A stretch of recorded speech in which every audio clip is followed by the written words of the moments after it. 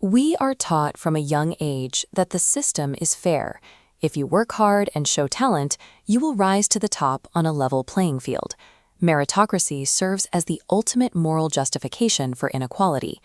Educator Jiang Xueqin argues that this systemic ideal, incubated in elite Western institutions, dictates the internal logic of superpowers like the US and China.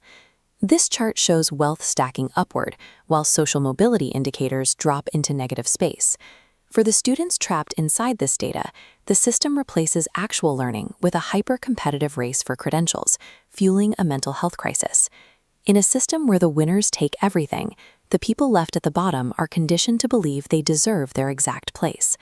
British sociologist Michael Young coined the term meritocracy in 1958 to describe a dark dystopian future. Young imagined a society that reduced human worth to two metrics: merit equals intelligence plus effort. To make that formula work, early sorting engines were deployed. Children took clinical exams at age 11 to determine their intellectual capacity and map out their economic lives. This diagram shows the normal curve of distribution of ability. Early psychometric exams claim to map human intelligence across this mathematical bell curve. By dividing it into shaded bands, administrators partition the population into workers and managers, strict categories defined by intellectual merit.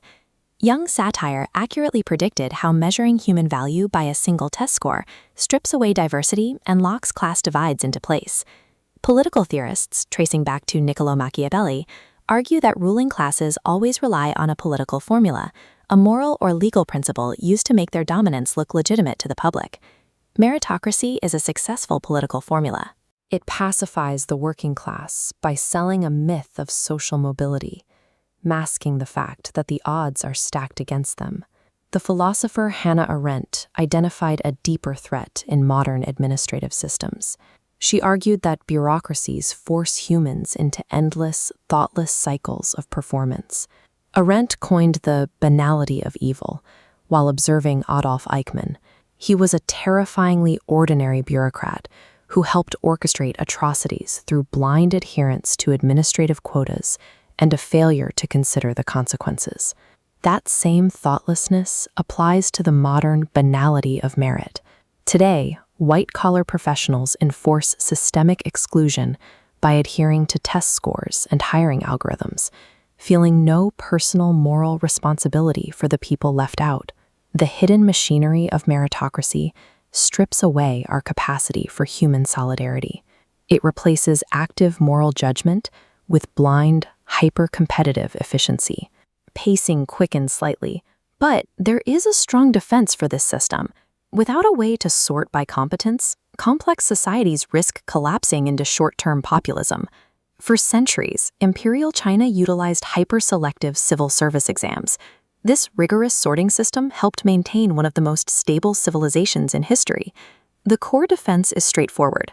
A hierarchy built on objective competence and virtue offers a safer, more effective alternative to inherited wealth or tribal mob rule. This raises a crucial question. Are the philosophical attacks on meritocracy actually a defense of mediocrity that would leave modern democracies unmanageable? Political philosopher Michael Sandel points to a toxic psychological byproduct of this system: meritocracy hubris. This is the belief among the elite that their success is entirely self-made. When people believe their wealth is a direct reflection of their personal virtue, they lose empathy. Those left behind are viewed not as unlucky, but as morally inferior. This belief masks the reality of a globalized economy. Elite educational credentials frequently serve to disguise inherited wealth as inherent talent, creating an untouchable class of modern princelings. In his 1958 satire, Michael Young laid out a timeline for this pressure cooker. He predicted that the weight placed on the lower classes would spark a violent populist revolution, exactly in the year 2033. When a society becomes legally unequal, it strips citizens of their dignity and their solidarity. It hollows out the public sphere, leaving a fractured population vulnerable to authoritarianism.